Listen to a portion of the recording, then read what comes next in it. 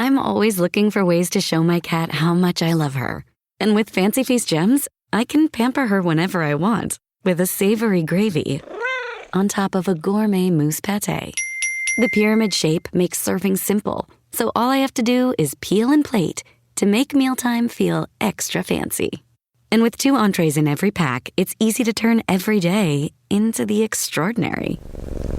Fancy Feast gems. The family that vacations together stays together. At least, that was the plan. Except now, the dastardly desk clerk is saying he can't confirm your connecting rooms. Wait, what? That's right, ma'am. You have rooms 201 and 709. No, we cannot be 5 floors away from our kids. The doors have double locks. They'll be fine. When you want connecting rooms confirmed before you arrive, it matters where you stay. Welcome to Hilton. I see your connecting rooms are already confirmed. Hilton, for the stay. All right, listen up, nacho chips. Quiet down, crispy potatoes. This is the moment Velveeta's been preparing you for, and you're not about to crack under pressure. Today's the day to go all in on the drip.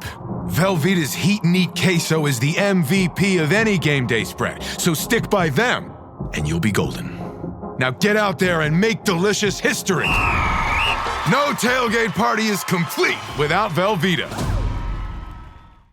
Tom, are you more receptive to the savory dessert or the sweet entree? Give me the sweet entree. You know, I talked about the caramelized onions last time. I like a little apple butter on like a chicken or something. I like the savory dessert, but not as much as a sweet main. Yeah, you know what? I'm pro olive oil cake and I will do a savory dessert, but I'm telling you lately, yes, I'm all about the candied cod at Jiannong Spring in San Gabriel, California. I do love a sweet entree.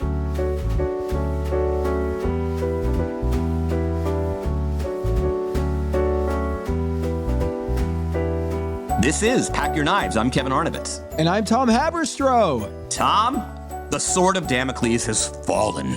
We finally got our double elimination, which the judges have been hanging over the competition like a pall. But it fell, and we are now down to 6. Really interesting episode in the sense that sometimes I think there are episodes of the show that are very clarifying where, you know, those nights on the NBA schedule where it's like, yeah, all the favored teams won and, you know, the top chefs kind of finished on top. Those who were vulnerable finished on the bottom. It was one of those episodes. I thought it was an interesting one. What are your initial thoughts? I was a little surprised that they did the double elimination in this one, and I'll tell you why. They didn't mention it at all in the first 45 minutes of the episode, or it felt like it was kind of an afterthought. It was brought in at the very end. Tom was like, oh, and by the way, we can send 2 people home. And usually the storytelling of these episodes, they kind of allude to it in the beginning, or maybe they'll have a little conversation over tea where they're like, you know, we still have that double elimination hanging over us. The sword of Damocles is sitting right there. And then they didn't tease it. And so at the end, I was in my notes. I was like, they're not going to do a double elimination here. They haven't even talked about it this entire episode. And then they dropped the hammer, which, you know, they kept the integrity of the show. They kept it alive. And I thought, I don't know, your take might be different than mine, but I thought Laura was definitely going home and Amanda was a maybe, but Michelle was safe. And so I was like, they might do a 2 double elimination, but I think it's Lara, and then I was a little surprised they whacked 2. Yeah, I mean, the other kind of subheadline here is that for the first time in the show's history, quickfire is officially part of the elimination criteria. And I kind of like that in the sense that, you know, you could argue that, you know, absent the cash reward, you know, quickfire, other than unless you're playing fantasy Top Chef with the Tom Haberstroh system, you know, it's always just this thing in the show that exists. It's certainly entertaining, but it never really has any real world effect on results, right? You can screw up. It's the in-season tournament. It is the in-season tournament. Exactly, Tom. That's always been, I think, an honest critique, which is theoretically, you can go through 20 seasons of the show. You could you could finish on the bottom of every quickfire challenge and kind of phone it in.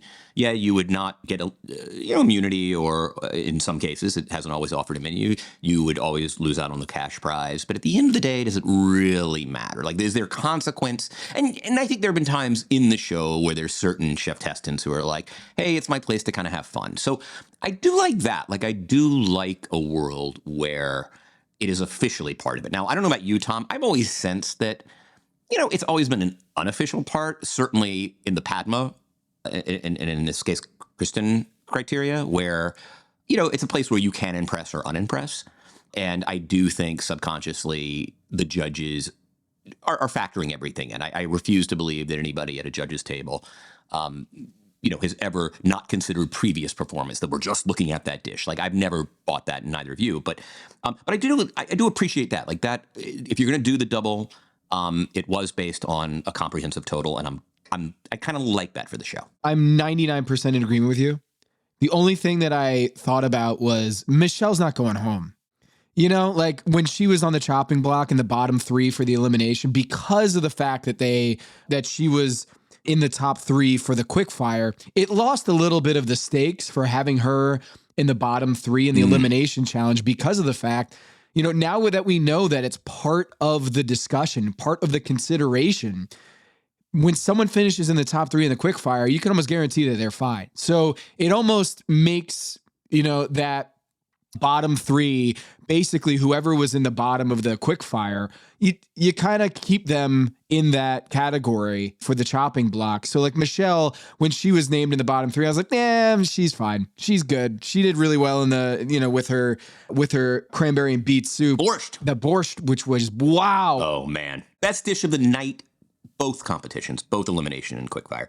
A cranberry beet borscht with seared foie gras and a maple mascarpone. She ain't going home for that, Kevin. She ain't going home for that. Now, Tom, let me ask you, though. Let me push back a little bit. Did you also, though, sense that might be true, but it was one of those bottom 3 where there was that guy's going to be, it wasn't that bad. It was one of the 3 dishes was clearly not nearly as offensive as the other 2. Yeah. And that happens quite a bit, is where someone's in the bottom 3 and they're probably closer to being safe in the middle than they are in the bottom 3. So bottom 2. So yeah, I'm with you. It's just when you have the quickfire in this particular episode, I was like, oh yeah, she's going to be good. But yeah, let's talk about this quickfire, because man, the cranberry as a fruit. By the way, did you know that strawberries are not actual berries? Oh, that's interesting. My daughter taught me this, and then I looked it up, and it's not actually berry. And I forgot why and bananas are berries. You know what? I'm going to need a fact checker for this. But yeah, the strawberry is not technically a berry, even though it has the berry in there. And so I think the only time that I consume cranberries like voluntarily are during Thanksgiving.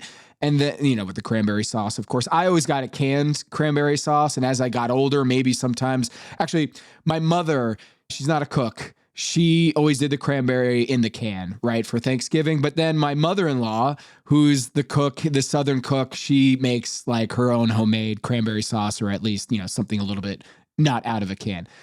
And then I'd have craisins, but craisins are basically like loaded with added sugar to make them less just like a tart bomb.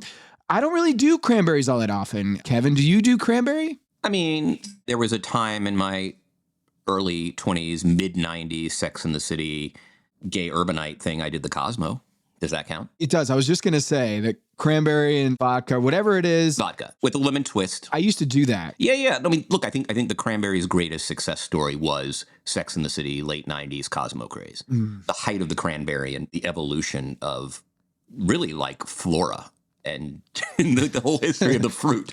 Like the Sex and the City Cosmo craze in the late 90s was peak cranberry. Yeah. I don't typically, when I see it on a menu, I'm not like, ooh, let me get some of that. In some other fruits that I might be like, ooh, that does sound delicious. By the way, Tom, speaking of which, have you gotten to the point in your early middle age yet where you look back at some of the cocktails you would actually order publicly in your 20s and just blush in embarrassment? Yeah, but that's more of like my college days of like, can I get a kamikaze at a bar? I used to do a lot more gin and tonics, and I find that that's not, I kind of graduated to this point where mixed drinks, like a bourbon and ginger ale, I realized that it's just kind of a diluting of the actual bourbon. And I don't know whether this is me being a snob of a liquor snob, but sometimes I'm just like, I feel like ginger just kind of unless it's like a real ginger, like an organic ginger or actual ginger soda, I'm like, you know what? It sweetens it up too much and you're actually not enjoying the bourbon. So I just go straight bourbon usually. We've shared a couple Michters back in the day on the rocks. if I'm making a cocktail, Kevin, I'm not doing anything more than like, shoot, an old fashioned at home. But I don't have too many embarrassing ones. What is a lemon drop? Something like that, where you're like, SoCo and lime is another one that just, man, I haven't touched one of those things in a long, long time. And I'm glad I haven't. Jaeger bombs? Oh, no. The Jaeger bomb was sort of the peak embarrassment. Yeah. So we have the cranberry, and they're very explicit instructions, right? Like Gail comes out and says, you can't just use the cranberry in a baked good or a sauce. But then what proceeds to happen is half the field essentially just puts it in a sauce. Yeah, and Amanda gets dinged for that she had a cake, like a pancake, corn cake, or whatever you want to call it, with the cranberry sauce to try to do like a fried chicken and waffles. Wasn't creative enough. She got it, you know? Which is ironic and kind of disappointing, Tom, because I do think, like, if nothing else, I don't say nothing else, because actually she's cooked quite well, but I said the one thing Amanda really had going for it, and this was sort of an odd, disappointing development, was that she has been the most creative chef conceptually, I think, other than maybe Danny. I mean, Danny's kind of, I think, in a different league in that area, but she has been among the more creative chefs. Like right there with, and so it was strange to watch her kind of fumble on something that was conceptually, just not all that creative, right? Fried chicken, chicken and waffles with a hoe cake, and that had apparently, I would imagine, cranberry in the batter or in the mix, and then a cranberry maple sauce. So she kind of defied the specific instructions, and doing so also, and defied them not in service of creativity. Sometimes when you kind of blow off the challenge, so to speak, you are doing it because, hey, I've got this great idea, and I don't really care that it doesn't conform. She kind of met the worst of both worlds, right? She blew off the explicit instructions, but did so in service of something that was pretty ordinary. I mean, hey, that's not to say you and I wouldn't have torn through that fried chicken and hoe cake. I would crush that thing. I mean, that was the one thing I kind of wanted to say to the judges. Yeah, I was like, but how did it taste? Because it looked really good. Kevin, we kind of buried the lead here. I proposed the trade last week. Is that the lead, Tom? It is the lead. For me, watching this episode, this is the lead. I proposed a trade. Savannah, I wanted Savannah on my team, and I offered Amanda. And look, just looking at the pure score here, Amanda was right there with Savannah on the scoreboard. But I don't know. How did the chef's table group decide here? Did the trade go through? Let's just say this. Of the responses I got back, not one approved of the trade. Oh, no. I think, Tom, you were rightfully exploiting my little concept crush, we'll call it, on Chef Amanda. Right? I've been saying it every week. God, I just love what she comes up with. And these plates are so well composed. And you were right to do that. As a rival general manager, you were right to identify my priors and my biases and then to exploit them in a negotiation. And so I applaud you for really wanting to extract Samantha for me and offering a chef who, at least conceptually, I think is outperformed her execution in something I actually am very forgiving of, because I just love what Amanda comes up with. Like if I were coming up with a menu for a dinner party, I would call Amanda and say, like, help me come up with some cool ideas. Here's what's in season. However, Savannah has been the superior chef. And I'm allowed to now discuss this because we've now seen the elimination. And for that matter, we are now at the point in the competition next week where my knowledge is no longer specialized. It is no longer privileged. I do not know more than you do as of next week's episode. Savannah's not on Team Tom, you're saying? You're saying the trade has been denied? There were crickets and other insects of disinterest expressing no interest in acquiring Amanda for Savannah. And apparently my concept crush is much greater than my board's concept crush. So let's just say that. Okay. Well, you know what? Is she off the table? I mean, I guess we'll talk about it next week after next week's episode. Right. I mean, Tom, this is just the first salvo in a negotiation. Yeah. You might get promoted into, you can be the top decision maker now that we've reached that point in the season. So maybe we'll talk soon. TBD. But sorry, Savannah, I tried and I will keep trying. Amanda into the bottom three. Manny got lost in the Sauvignon, his pork tenderloin. Can we talk about Manny real quick? Yeah, Manny is, I think, oddly, one of the more interesting contestants, especially when you considered and observed the judges' table grousing about him. Even though he didn't end up on the bottom of elimination, he is sort of, they kind of threw Kristen threw some real shade at Manny, and I really liked it. Yeah. Do you want to talk about that, or do you want to just, or on a more general level here? Yeah, because it's the same thing. He does the meat in two sides and the big meaty thing, Yes. hunk of meat with two sides. And a sauce. And a sauce. And that's been his MO since. And what's funny about it is the first episode, the reason why people were so gung-ho about Manny was because he didn't do that. Right. He did Pasole. Because it was inventive and it was new and it wasn't like your traditional meat, sauce, and a side. And he does it every single time without fail, Kevin. And you know what? Maybe is this an innings eater situation where he knows he's not going to go home for it and he knows he's not going to win. He just needs to get to the finale. That's my theory. I think you just hit exactly what it is, right? I mean, we've talked about it for, 7 years we've been doing the show. And one of the great formulas is, hey, nail the protein, right? Keep your flavors balanced, do a little, a little spice, a little acid. He is very attentive to those particular elements. In fact, it was interesting in the Q&A with the native chefs. He said, hey, what do you use for acid? And, they replied sumac and various berries. So like he is a guy with a formula. It's a formula that works. You do not get sent home. It works. If you nail a pork tenderloin, if you nail a strip steak, if you nail whatever it is you're cooking and you balance it with components on the plate that do it justice, you're not going to go home. And it is clearly a point where, if listeners remember, like Kristen says, okay, he does the meat thing and then puts something on top of that and then puts something, like she as a very just creative, generative chef who loves also technical prowess. And look, it is why she loves sitting at that judge's table, is to see these sort of, wow, I would never have even thought of that moments that you have when you're eating someone's food. Has never experienced that once with Manny, and is now late enough in the competition where somebody like Kristen can say, like, can you throw me at least another pitch at some point? Like, I'm going to have another, as you say, a hunk of meat with a lovely, what was it, an ancho plum sauce. Oh, guess what? Braised greens. Like, but I'm going to make a confession to you, Tom. And the reason I feel a little exposed when I heard that is that's exactly what I do at home. That is my trick. Oh, Kristen, apologize to Kevin as we speak, please. Kristen, take that dagger out of Kevin's back. Yes. I do exactly what he does, right? Because I'm a home cook, right? I'm going to nail the protein, the piece of fish or the duck breast or whatever it is.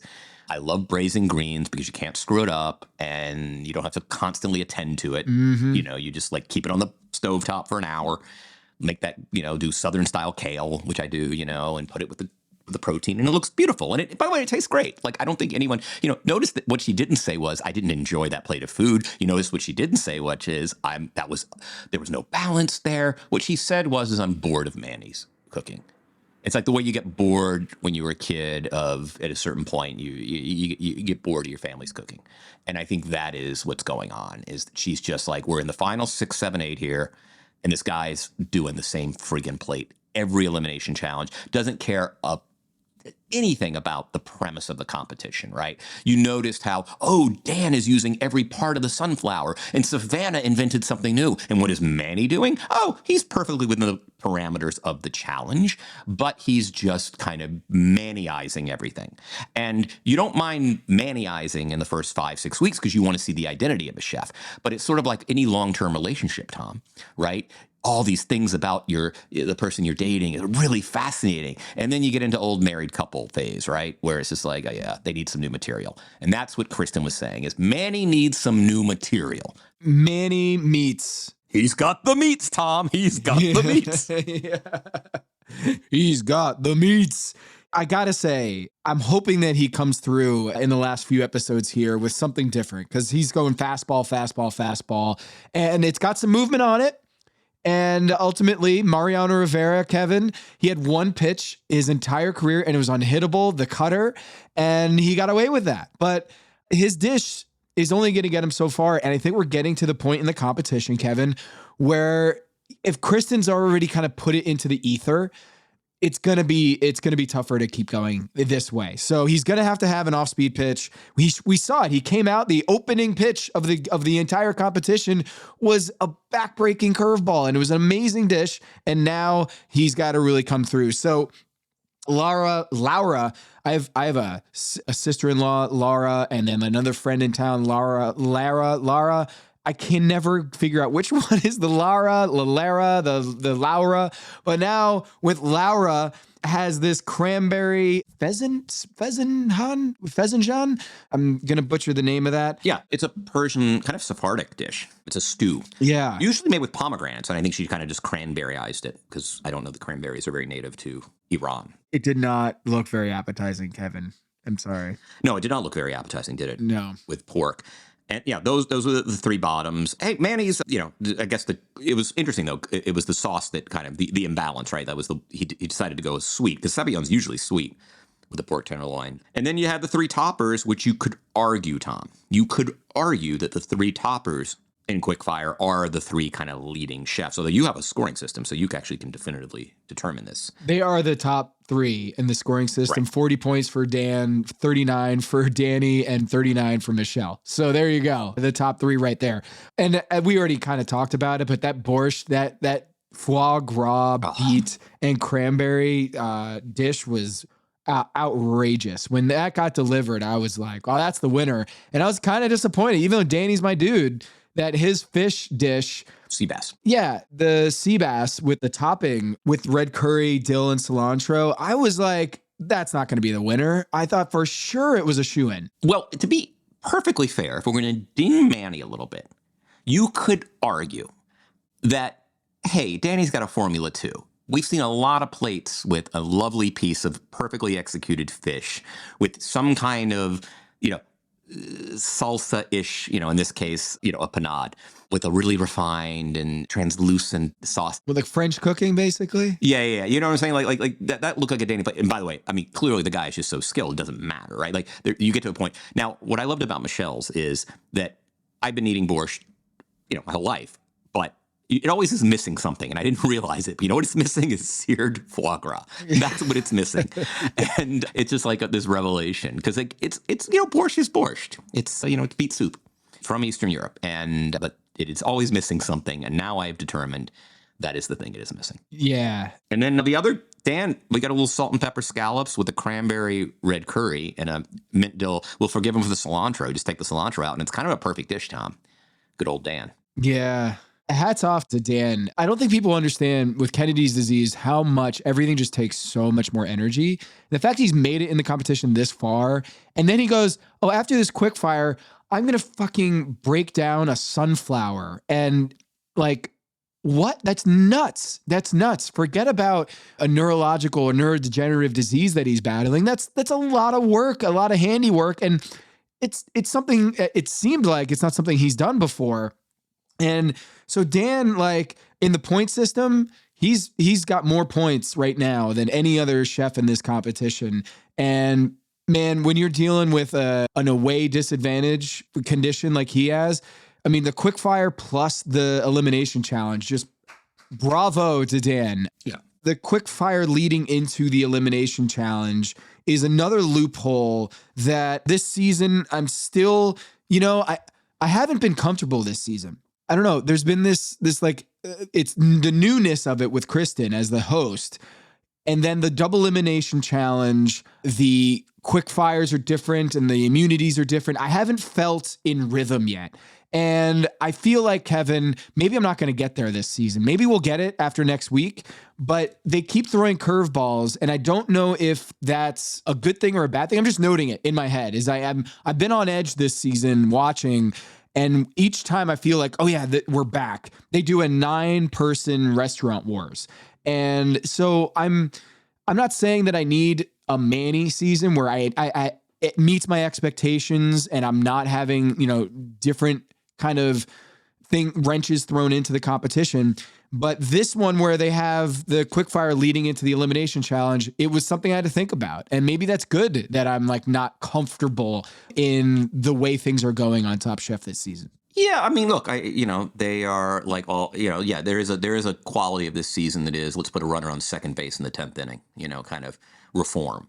This has been the most kind of reform-minded season in terms of the structure in recent years, right? And I do think you're right about that. And yeah, I mean, I'm curious to actually see next season to what extent there's reversion. I haven't had a problem with the sort of quick fire.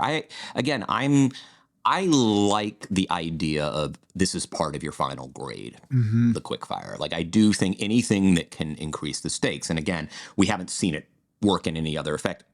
With Michelle was sort of the first case study, right?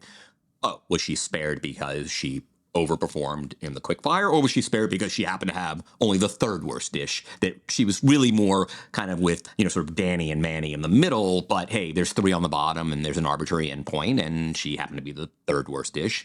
We don't know yet, but I'm with you. I do think structurally, I think the Sue introduction, kind of the idea that somebody comes through LCK that we didn't see, is a bit novel, and structurally it has been an unusual season. Although I do get the sense that this is sort of the last of the curved balls. Before, and we'll get to the sort of looking ahead portion of the show, but I do think we're now at a point where, hey, there's 6 finalists. Yes, technically the quickfire is part of the final grade, but we're back to sort of just 6 really capable chefs who are going to cook off now, and all the other Michigas. Now, we do have an LCK reentry, obviously, at some point, but typically it is somebody who's pretty late in the competition anyway, who was a final 8 person. So it's just kind of a redo, kind of a flam situation. What are your thoughts? Because Danny brings this up. Kristen asks him, how much money have you won now? And he's like, oh, $43,000. I kind of was hoping for a scoreboard. It would be kind of cool if Top Chef threw like a little graphic like on the board of just like, here's how much money they've won in quickfires this year, to kind of play up the idea that they're all chasing not just immunity in quickfire like they did in years past. Or does that gamify it in a way that feels cheap to you, Kevin? Yes, I think you just hit on it. I think one of the things that Top Chef prides itself on in terms of competition, in the let's say the great ecology that is competition reality shows that have existed for the last 25 years in this country, right? Survivor, Amazing Race being the first, right? It is part of, when you look back at television history, hey, this thing happened in the mid-late 90s in American television, and it was the competition show. And Top Chef, very early on in the first decade of that movement, claimed its mantle as the classy competition show, right? They don't make you eat, you don't eat bugs, you don't debase yourself. It's sort of the classy competition show. And even though it is a game show, because that's what it is. I mean, these are game shows. Yeah. I mean, you don't need a little yodeler guy going, up the thing or whatever the hell pricing game you have. There's no big wheel. There's no showgirls on stage like, ooh, look at this new car. Right. You're not getting all that. But Top Chef, I think, established itself early on as the art house of competition shows. It's the classy competition shows. And I do think, as much as you and I like to watch, people who deserve it win money. I like to watch that. I mean, that's kind of one of the reasons. I mean, Eric and I sat through an entire season of The Floor, which is both on Fox this year, which is completely absurd. You, as sort of a logical game theory guy, would find it aggravating for a lot of reasons. But we watched it. Why? Because it's fun to watch the money.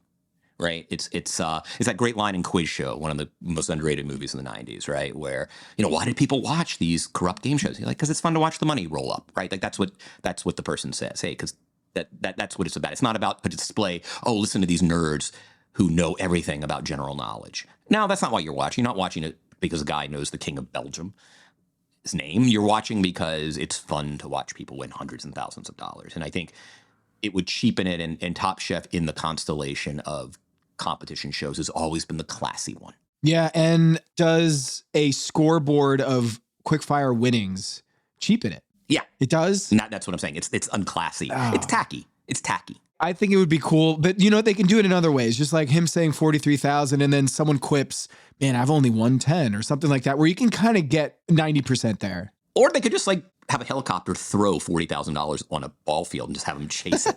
They could do that too. Oh, Savannah, you want more money? Well, get in this glass case with a blower in it, and here goes the cash flying everywhere.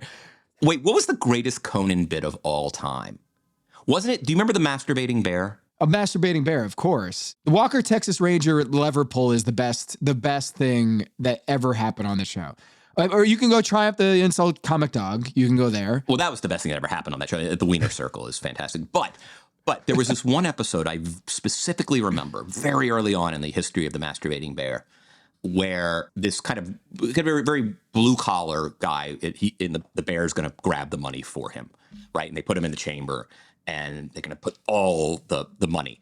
And the minute they turn on the little air where he's got to where the dollars are going to float and you have to grab whatever you grab, he starts masturbating. And when they turn off the thing, he has $0. And then the show goes to the contestant who the masturbating bear was playing for and said, "That bear just masturbated my kid's Christmas away." Right. And that was the bit. And it was it's like one of those, the condition of being a person consuming pop culture is the condition of watching hundreds and hundreds and hundreds of hours of late night television and remembering like 5 bits. And that's one of the 5 bits. And it wasn't even the visual of the bear like masturbating when all the money's floating around, but he didn't grab anything because he was obviously too busy pleasuring himself. It was that guy at the end saying, "That bear masturbated my kid's Christmas away." I love Conan so much. Vintage Conan, my God. Conan O'Brien Must Go is him doing a travel show around the world, and his visit to Argentina, it's on HBO Max. If you enjoy Conan O'Brien even a little bit, and maybe you saw him on Hot Ones and you're like, oh, I got to watch this guy more, go check out his new travel show on HBO Max. Or Max, I should say. Conan Must Go. It's great. It is so perfect. I love Conan O'Brien with all my heart. I feel this way about him. When I know this is kind of morbid, but he would appreciate this. I would be most upset if I found out that Conan O'Brien passed away. Relative to any public figure or any late night host. It would be tough to top Conan O'Brien in my heart if I found out he passed away. Like, we don't have to do this parlor game right now, but if the blurb came across your phone that someone passed away, I don't know if I would feel so upset as if it was Conan O'Brien. I honestly think he has brought so much joy to my life, and he's such a unique soul. And he's been, a lot of times when I was, having a tough time, whatever it was in my life in my early 20s, I would throw on some Conan O'Brien and I would instantly be better. And there's this quality to him, this noble quality to him that you don't get with other late night hosts where you hear these stories. Maybe I don't know how we got here, but I just have so much love for that guy. I'll have to think about who my answer is. My first thought is Margot Martindale, but I will try to improve upon that. At any rate, back to the show.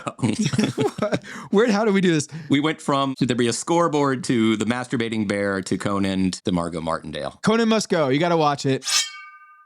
Hello, listener. It's Producer Maze here to talk to you about Quince and their cookware. Cooler nights mean cozy meals at home, and Quince's cookware has made fall cooking so much more enjoyable. Their pieces deliver the quality and performance of luxury brands, but at a price that makes sense. And they look gorgeous on the stovetop, too. No matter what item you need to complete your kitchen, Quince has you covered. With 5-ply stainless steel pots and pans, nonstick skillets, chef-quality knives, and even ceramic bakeware, which is perfect for cozy casseroles or Sunday roasts. And when you look at these prices, you might think, how is Quince doing this? How do they deliver high-quality items similar to high-end brands that are half the price? Well, let me tell you, they partner directly with ethical top-tier factories to cut out the middlemen and pass the savings on to you. And it's not just cookware. I got myself some bath sheets. That's right. When you're a tall man, you have to use bath sheets, not bath towels from Quince. It's like drying off with a cloud. It's incredible. Upgrade your kitchen for cozy fall meals with premium cookware from Quince. Go to quince.com/dings for free shipping on your order and 365-day returns. That's QUINCE.com/dings, DINGS, to get free shipping and 365-day returns. Quince.com/dings. Listener, listen up. This is important, okay? I'm going to try to save you some money here. If you're still overpaying for wireless, it's time to say yes to saying no. At Mint Mobile, their favorite word is no. You may think like, oh, that's bad. No contracts, no monthly bills, no overages, no hidden fees, no BS. Here's why I said yes to making the switch and getting premium wireless for $15 a month. You heard that correctly.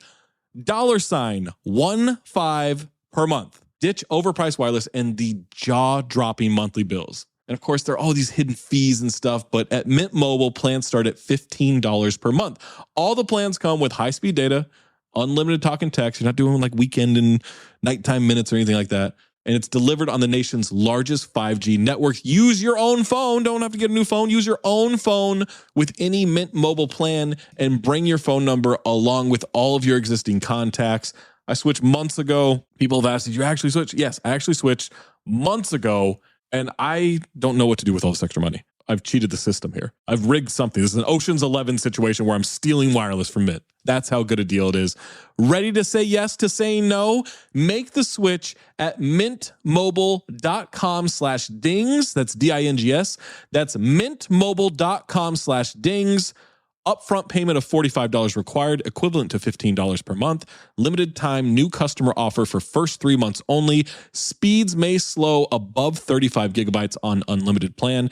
Taxes and fees extra. See Mint Mobile for details. Hello, listener. It's producer Maze here to talk to you about Kindred. Now, close your eyes like Owen Wilson during a job interview and imagine a way to travel that feels personal, comfortable, and connected without the price tags and the sterile feelings of hotels or short-term rentals. Now open your eyes and stop using your imagination because Kindred has made it very real. That's exactly what they do. Kindred is a members-only home swapping network. It's not a hotel. It's not a short-term rental. It's a smarter way to travel where each stay feels like home. Here's how it works. With Kindred, your home is your ticket. You earn credits by hosting fellow Kindred members, and then you use those credits to stay in over 220,000 homes in more than 100 cities worldwide. There are no hotel costs or rental fees, just the credits that you've earned. Every stay comes with white glove service, 24/7 trip support, and $100,000 in host protection. Make it easier for you to travel and enjoy yourself and not worry about details. I've used Kindred and I found an amazing home for a weekend getaway in an idyllic location with amazing views and great ambiance. It had everything I needed. And the best part was, it cost me $0. So apply now at livekindred.com and use code DINGS to join for free. Plus, you'll earn 5 nights of travel credit just for signing up. That's right, that's 5 whole nights for free at livekindred, KINDRED.com, code DINGS, DINGS, livekindred.com, code DINGS. This episode is brought to you by Nespresso and Samra Origins by the Weekend Coffee Collection. Introducing Samra Origins. My collaboration with Nespresso is a connection to my roots, to my mother, Samra. Coffee that hits the right notes. It transports you. Crafted with unique notes and bold soaring flavors. Experience a taste that moves you. Nespresso and Samra Origins. Discover more at Nespresso.com. Big news. Sephora is now on Uber Eats. So if you find yourself facing a beauty emergency, like needing a last-minute gift, or you're just out of your favorite mascara, again, don't panic. We got you. Order now and get $10 off on Sephora orders of $50 or more on the Uber Eats app. Order now. Offer ends October 30th. 1 order per customer. Additional terms apply. See app for availability. Delivery fees may apply.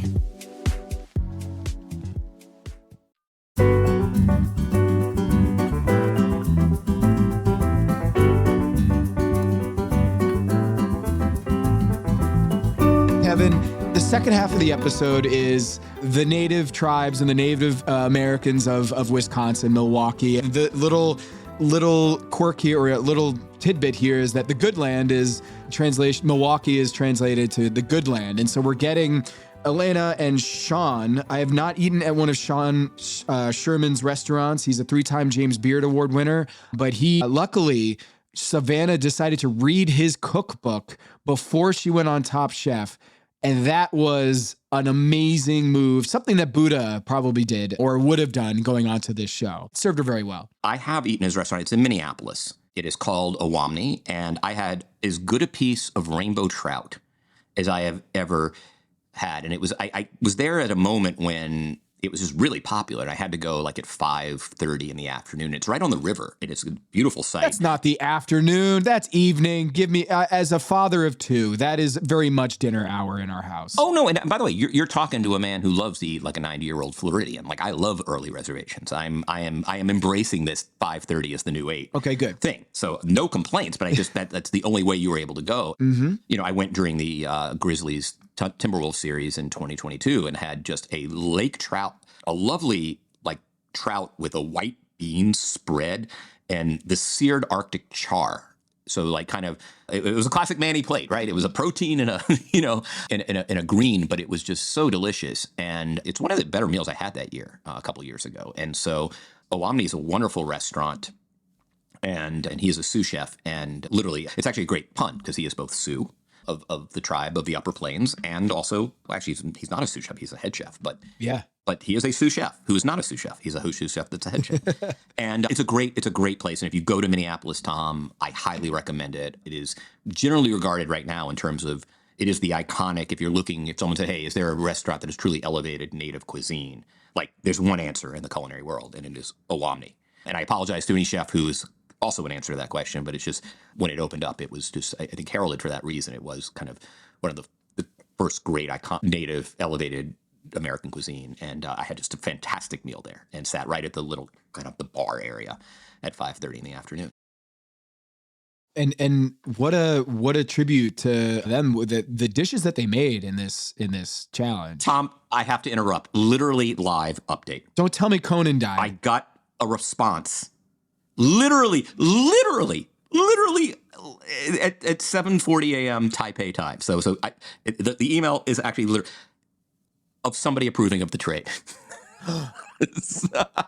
Wait, are we back on? No. Are we back on? No, I don't think it's back on because it's majority, and I do not have a majority. Oh, man. Okay. All right. If in the next 20 minutes the trade of a second reply comes in, I will let you know. I'm on the edge of my seat here, Kevin. Okay. I'm going to have to bribe someone. I need these emails. Okay. Kevin, so this is an interesting challenge. It's not just pay tribute to their cuisine. It is, you're not going to have the ingredients that they don't cook with. So no dairy, no wheat flour, no cane sugar, no beef, no chicken. And I'm sitting there being like, what else is there? And then of course there's so much more there. But when they were listing these out, I was getting a little anxious for the chefs, being like, wait a minute. What else are they, what kind of dishes are they going to come forward with? And man, what a lovely meal that they had around the table when they took him out in the back room and gave him the meal. The dishes look beautiful. And I don't know whether it was that this was taped in the fall, Kevin, but it felt like early September. Yeah, it felt like fall. Like everything they put out was very much fall colors and fall foliage and all that. And it looked really tasty. Yeah, no, it is. And essentially the menu, you kind of have it. You get a lot of game meats. You get a lot of freshwater fish. You get a lot of tubes. Like you get like potatoes. Greens are very good. And you get a lot of berries. And beans. That was something else I noticed on the menu when I went to it. So there's actually, and obviously corn, rice are big staples there. More like kind of very wild rice, not sort of, you find in East Asian restaurants. So yeah, and they had bison, which inspired Amanda. And they also and smoke is big. And that inspired Michelle, not effectively, unfortunately for her. But that is sort of the general the general take on the cuisine. Did you have like a dish in your head as they were like describing what they can't have? Were you like, oh, well then, you know what? I would do this. I mean, I think the butter thing is hard. Like, I think for most chefs in that room, it's hard to cook without butter. Mm-hmm. And I mean, not always. I mean, you use oil to sear for obviously your protein, but butter tends to be really friggin' helpful. I mean, it really is. I don't think people want to know how much butter are in their dishes when they go out to eat. Oh no, you do not. I mean, this is the great kitchen confidential, right? I mean, when Bourdain basically says, if you want to understand why restaurant cooking is so good, it's butter and shallots. I mean, that is the answer. Now, what was so crazy is, this is a good segue to Savannah, is, no dairy and no cane sugar. Oh, I know. Let's make a dessert. Insane. I mean, this is the kind of decision you would normally just lambast a chef for. Like, what is she thinking? I was. What are you thinking? I was sitting there being like, what is she thinking? Yeah. I was losing it for her. I was like, what? And then she's like, I don't know what's going to happen. I don't know how I'm going to bake this. I don't know how it's going to work, and we'll see how it goes. I had written her off the moment she said she was not going to do like a main or a savory dish. She was going to go dessert. I thought she was crazy. And God, that might be the biggest upset of the season, or maybe I wouldn't say the best dish of the season, but I was really expecting her to go home in a blaze of fire. I thought that was going to be a disaster. And Kevin, the other folks, they didn't do a dessert. I don't think anyone else. No one else did a dessert.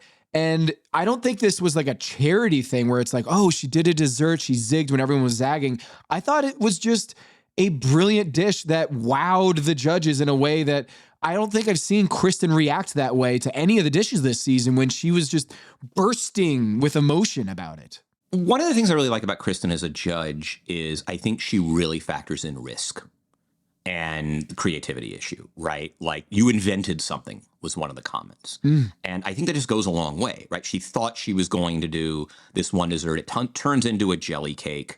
She doesn't really know where it's going. And I think that Kristen, as we talked about, hey, the former player who's a coach, I think the former contestant who is now the head judge is just responding to, you took on a risk. And even as you were mid-cook, you didn't really know what was going to happen, but you just used your best instincts to steer the dish to its final destination, right? That is so, for somebody like Kristen, that is just the ultimate skill. I mean, it was interesting. We talked about how in the three bottom, there was one that wasn't as bottomy. I think in the three tops, like, Sue came in third, whereas Savannah and Dan, and you say, well, what were the distinct qualities of those two dishes? I think they paid homage to the challenge itself. Like Dan basically was like, hey, I'm going to use every part of the sunflower. And Savannah was like, hey, I'm going to make a dessert, even though nobody in their right mind would ever rely on the parameters of this challenge and the limitations of this cuisine to make dessert. But I'm going to do it anyway, right? Like, as they say, they embrace the spirit of the challenge. And sometimes that's a little maudlin. But in this case, I think it's just something that Kristen really respects is, hey, you took risk that nobody else at this table. Whereas like you even take some in the middle, hey, Manny was doing his thing. Same thing with Danny. Danny basically made a lovely pheasant sausage with mole and roasted sunchokes, right? He took, hey, I'm going to do the prevailing root vegetable, sunchoke. I'm going to take a game bird and make it a sausage. And I'll do, a sauce to tie together mole. That seems to have a lot of success on the show. But it wasn't, basically he followed the parameters, but he didn't sort of, I don't think that's necessarily... it just isn't in the same caliber as Dan and Savannah in terms of, oh, no, I'm really going to lean in. He didn't really lean in. He'd basically say, I'll take this stuff and make it mine. And he's a great chef. He's probably the strongest chef in the competition. But that's the difference between his plate, whereas Savannah and Dan did the other thing. I was rooting for the caul fat to come through. That looked awful. The caul fat, just like, I wanted it to work because I was like, oh my God, it's the stomach, the intestine. It looked like a cobweb. It was gross, yeah. Yeah. And his idea was, well, we don't have butter, so I'm just gonna render this down and get some sort of fatty texture to it and give it some, juice to it and make it moist and make it rich in a way that it would be hard without butter. And it kind of worked. It didn't nail it, but I would say props to him for trying that. And that was cool. I did not know about that. I just know chitlins here in the South. I don't know caul fat. I've never cooked with caul fat, and I don't think I've eaten caul fat. But props to Danny for trying. I will say, Magical Elves did an amazing job on this episode for the edit on both Dan, Sue, and Savannah. All three of those, I was like, they're going to be in trouble. And in a way that I wasn't like, oh, they're duping us. Like, this is a setup. I genuinely thought that Dan doing a sunchoke and all of the mise en place that requires to prep that and get it all cleaned, I thought he was going to run out of time, that there's no way he was going to be able to do what he wanted to do. And then, of course, you got Sue over there, who is, we've talked about it before. He wears his emotions on his sleeves, and it always feels like he's scrambling. He doesn't know what he's going to do. It's kind of falling apart. And in that little sidebar confessional when Sean was talking to Tom, being like, hey, if he poaches that rice, it's all going to fall apart. And sure enough, that's what happens. He gets the duck fat eggs, and we don't really know until it hits the judges' table how it lands. And it was phenomenal. So Savannah Dan and Sue, by the edit, you would not have picked them in the top 3. And man, they came through. Yeah, I'm not giving enough credit to Sue. I realize my previous thing kind of, yeah, he might have been a distant third, but I'm not giving him enough credit for risk and kind of leaning in. I mean, huitlacoche is pretty gross. And it's a fungus. And it's like, and I eat a lot of crazy stuff in that sort of family, but like, I mean, you and I both love mushrooms, but it's this kind of disease that grows on corn, basically. I mean, it's the blue cheese of the field. I'm just thinking of The Last of Us. That's all I'm thinking of. Yeah, exactly. Right. It is literally like, it's like these are the huitlacoche people, right? And he makes a puree out of that. I'm not giving him enough credit to turn that kind of very coarse wild rice into a dumpling, or they kind of make fun of him for calling it gnocchi. I don't have a problem with that. And apparently, like the glazed butternut squash. So I'm not giving enough credit to Sue, who did a really great job. He definitely, I think, adhered to the spirit of the challenge as well in that respect. But, yeah. But let's go to we talked about the middle. We talked about Manny earlier. That was the classic middling dish in the final 8, right? Like he does his thing, executes apparently the duck breast was a little chewy, and Danny does his pheasant sausage rather. And then we have the 3 bottoms, which Laura, who just had a really rough day at the office. Right. I mean, the duck tamal wrapped in mustard greens, huckleberry sauce, and haroset. Talk to me, Kevin. Talk to me. I don't think I've had haroset. So haroset is something you only really see at a Seder. And what the haroset represents is the mortar that was used for the bricks that the Israelites, when they were enslaved, when they were kind of building in Egypt, right? And so it's usually, in my family, it's usually walnuts, it's red wine, it's apples. It's really apples and walnut, red wine, maybe some other stuff, cinnamon, various spices, cloves, if you will, especially in Sephardic cuisine, which she tends to do a lot of. Yep. And my guess is she wanted it for texture because a tamale is kind of mushy, and mustard greens, when they've been braised, are mushy. And whatever is in the tamale is mushy. And so let's do haroset for texture, and it just didn't work. And like the sheer disgust of Tom Colicchio on about the duck tamale, and she had a bad day at the office. Let's just say what it was. There's a lot going on that dish, a lot of mush, and I felt bad for her because she wanted to impress Gail with that dish, and it just didn't work out, and it just got lost in the sauce of it all, and. They all said it was too much going on. It's not making sense. It looked like lasagna with some duck eggs on top of it.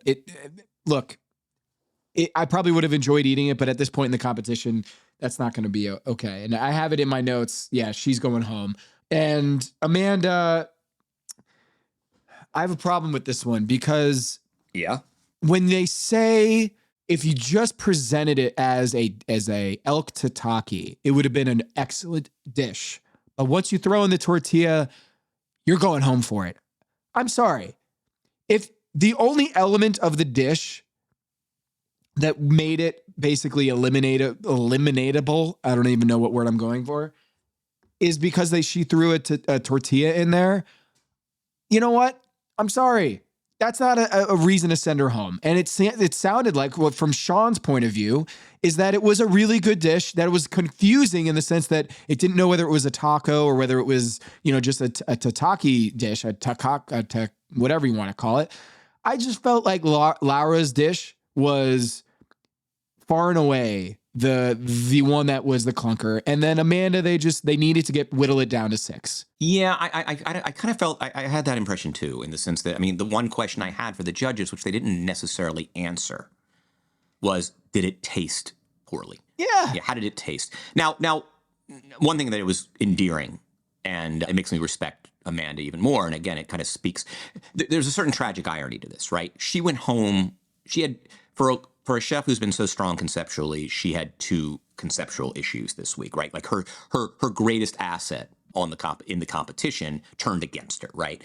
And it seemed like, to your point, they were more troubled with the fact the dish had no identity. The concept. That had identity issues rather than taste issues. However, one thing that I was very charmed by, and I think Tom was very charmed by, and you could see like even as he's sending her home, he loved the idea that she knew what the primary flaw of the dish was before they could say it, right? In fact, he says, someone says, "Hey, were you happy with your dish?" And she's like, "No, I felt like the sauce, the pipián rojo ate a little heavy Or was it, the sauce was a little heavy for the elk? And Tom smiles and says, you're doing our job for us. And that was his compliment of saying, hey, you know what I respect? It's one thing to screw up a dish, but you screwed up a dish and at least you knew why you screwed it up. Because nothing perplexed Tom. Actually, there are plenty of things that perplex him, actually. But one of the many things that perplexes him, and by the way, we're going to have a post this week, dear subscribers and non-subscribers, actually. I'm going to publish a post about the things that really annoy Tom Colicchio, a written piece at the judges' table. And one of them is when they so clearly screwed up, but they have no idea that they screwed up, right? Like, there's nothing more just bewildering to Tom Colicchio where, like, a chef stands up there, has no idea that they just turned in a clunker, but it's so abundantly obvious to everybody at the judges' table. And I think he appreciated that Amanda knew that, yeah, the sauce was a bit heavy for the protein it was designed to complement. And so maybe that's it, Tom. I'm with you. Like, it seemed like it wasn't nearly, I mean, that Laura was by far the worst offender here. Completely incoherent and inedible, whereas she, okay, we didn't really know exactly what the dish is, but did it taste good? And we don't really have the answer to that question. Yeah. And I gotta say, that kind of felt not cheap, but I felt like, man, that should have been a single elimination. And that's not just because I tried to trade Amanda at the last second and the trade got denied. But we'll see. There's a couple more minutes left in the pod. Maybe right before midnight, I'll get the trade pushed through. But when they say if it was a tataki only, it would have been a great dish, and it was confusing, I felt like that's not worth sending home. Yeah, I'm with you. I will say though, Kevin, they kind of, this episode, it gave us a little bit more personality, or at least a little downtime. We haven't had that much this season.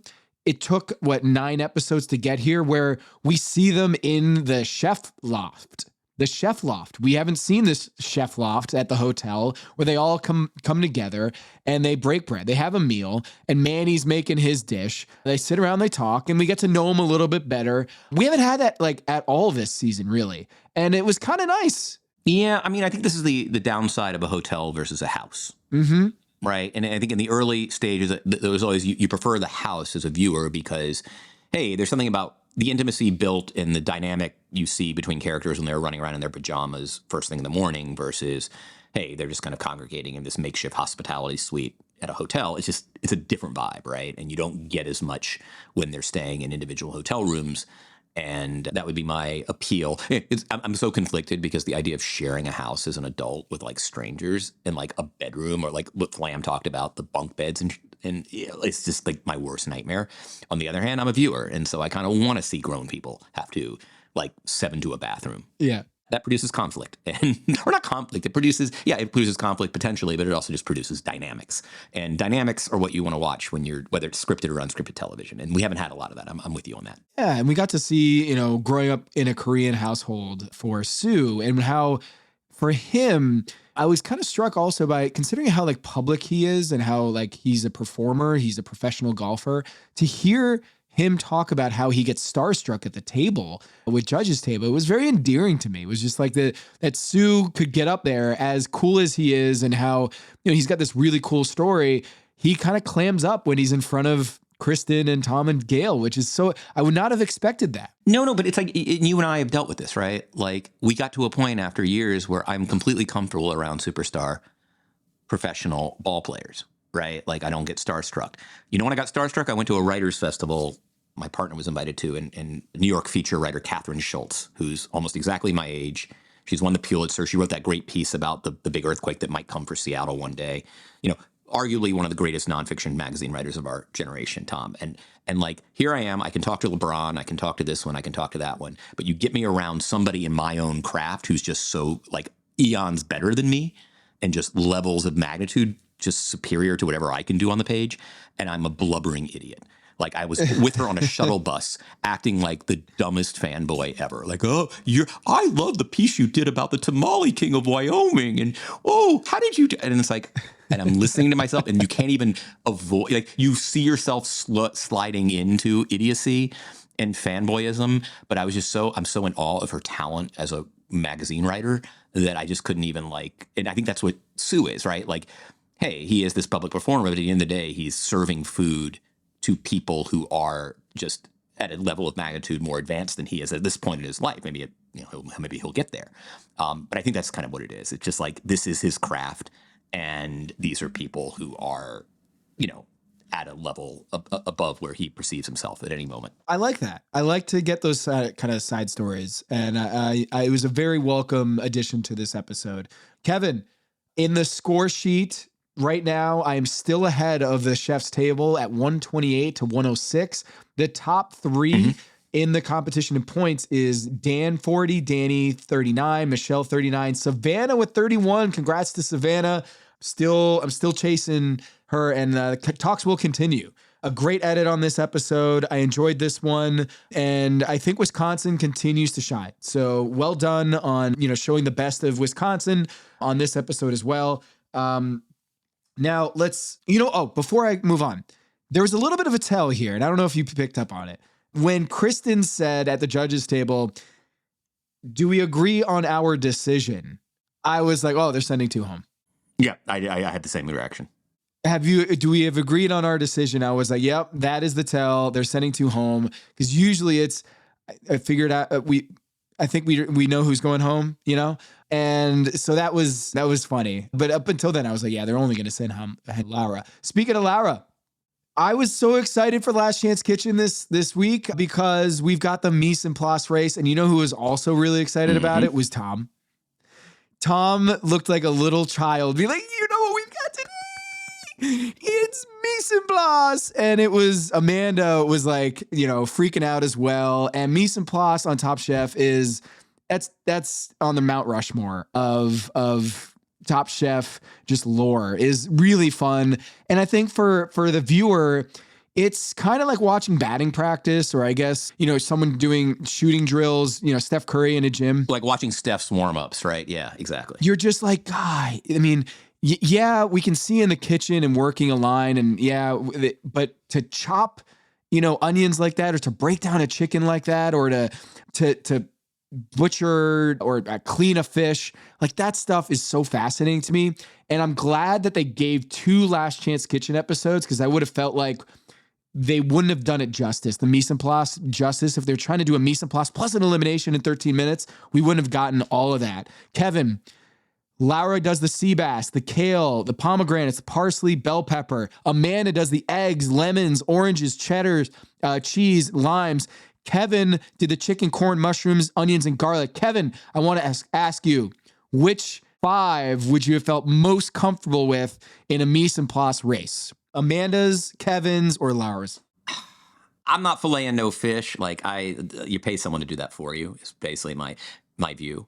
Also, because what do you do with the garbage? That's one of the things. Is I don't even know. Oh yeah. I think the answer is probably Kevin's, because the onion and garlic. My knife skills aren't very good. I could really use. So you can break down a chicken pretty well, or at least you feel confident in that. I've learned to get that joint, because like cutting I used to be really bad at if I roasted the whole chicken and then you have to carve it, but I've gotten better. I watched enough YouTube videos so that I know where those joints are now.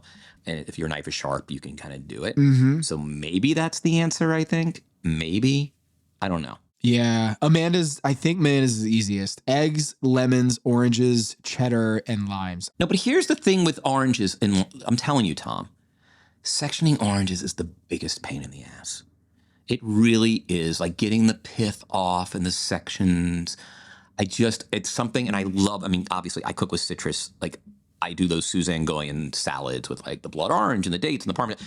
I am a citrus freak. We have citrus trees in our backyard. It is I would rather carve a chicken than pith and just do all that crap with this oranges. It is the one thing I just am oh my God, it's so tedious. Yeah. Yeah. I hear that. And she goes limes, lemons, and oranges. She's in the flow. She's Steph Curry. She's got the hot hand. Maze is chiming in. Breaking down a chicken is way easier than filleting a fish. 100%. Yes. Maze is absolutely correct. I went and got some branzinos to grill the other day. And the guy goes, "You want me to clean this for you?" And I was like, "Yes, please." And he goes and he fillets it for me. And so all I had to do was just throw it on the grill when I got home. So there's that. And then they compete. Amanda wins the mise en place. She gets 30 minutes, an extra 5 on Kevin, who gave us a ho in the competition, which was lovely. It was great. Thank you, Kevin, for giving us that. And Laura had the 20-minute cook, and she does this grilled sea bass with tahini, capers, onions, with the yellow harissa, which looked phenomenal. Props to Laura. I mean, that's a dish I want to eat. Tom, that was a dish I wanted to eat. 100%. And then Kevin did the roasted thigh. I got to say it again because we probably won't be able to do it again. He does a French onion soup with chicken and corn. Little overcooked. There was a slight flaw on that. Tom was like, man, these are 3 awesome dishes. They looked awesome. And Amanda, I'm glad she had the extra 5 minutes. I don't think I've seen her at faster than a slow walk this entire season. So the idea of her running around a kitchen in under 20 minutes to do this dish, I can't even fathom Amanda sprinting around. And she did such a good job with her 30-minute allotted time. That dish that she put together, the egg white cake with the brulee and it looked awesome. So all 3 of those dishes, Kevin, fantastic. And it was great to see her get so excited that she won the mise en place because she's kind of very even keel. They call her Daria, and for a reason. She doesn't show much emotion. She's just very flatline emotion-wise. And then to see her just get so excited with the mise en place and moving on in the competition, very excited for you, Amanda. Yeah, it's going to be interesting to see because we'll see what that re-entry does. We now know, we're kind of we're still kind of, it's interesting. We have 6 left in the main competition too. So we know our final 8. Typically, they have 1 more before they'll come back in, usually for the final 5. That's generally where they place it. They don't throw someone into the finale. They do it just pre-finale. So that's where Flam came back in, if I'm correct. Maybe, I can't remember. I might be conflating a couple different seasons. But Tom, closing thoughts about, it's funny. I think I came into this episode thinking, there's not a ton to talk about. And here we are, like pushing an hour here. So closing thoughts as we head into the final 6 and an episode that I was present for the competition and sampled the food. And it turns out you might be interviewed, or an interview might air on this episode. I can't wait to see it. I know you're not looking forward to that, but hey, you know what? It's going to be damn cool. If I see that little cryon of Kevin Arnovitz, Pack Your Knives host or Top Chef podcast host, I'm going to be floored. So I'm very excited for this, Kevin. The moment is here. For Tom Haberstroh, for producer Anthony Mays, this is Kevin Arnovitz, and this is Pack Your Knives.